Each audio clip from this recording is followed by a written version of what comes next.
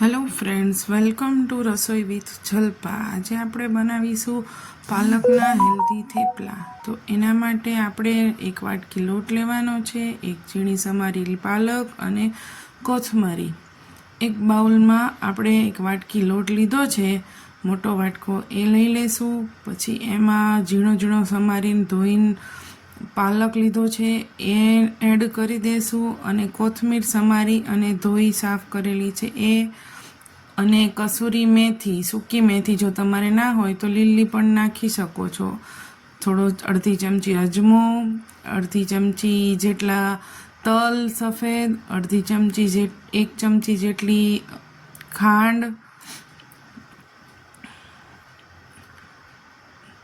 1 મોટી ચમચી જેટલું આપણે તેલ ઉમેરીશું મોણ માટે, અને જરૂર પ્રમાણે આપણે એમાં મીઠું એડ કરીશું ટેસ્ટ પ્રમાણે। પછી 1/2 ચમચી જેટલી આપણે એમાં હળદર ઉમેરીશું, અને સહેજ ચપટી જેટલી આપણે હિંગ એડ કરીશું, અને અડધી ચમચી કાશ્મીરી લાલ મરચું એડ કરીશું, જેનાથી ટેસ્ટ સારો આવે।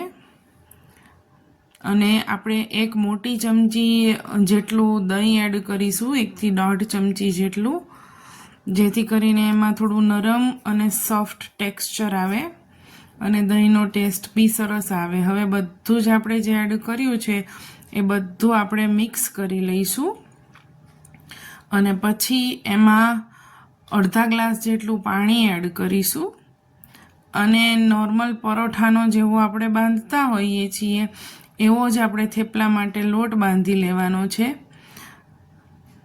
અને પછી એને ઉપરથી થોડું તેલ એડ કરી અને ફરીથી એને ચીકવી લેવાનો છે, જેથી કરીને હાથમાં ચોંટે નહીં। જ્યારે આપણે એના ગુંડલા કરીશું ત્યારે આપણને હાથમાં ચોંટે નહીં। આવી રીતે નાના નાના એના ગુંડલા કરી અને પછી તમારે એને જે પણ શેપમાં વણવો હોય એ રીતનો તમે શેપ કરી શકો છો। હું અત્યારે રાઉન્ડ કરી રહી છું, અને પછી એને એક પેનમાં જેવી રીતે આપણે પરાઠા શેકતા હોઈએ છીએ એવી રીતે મીડિયમ તાપથી શેકી અને ઓઇલથી ગ્રીસ કરવાનું છે।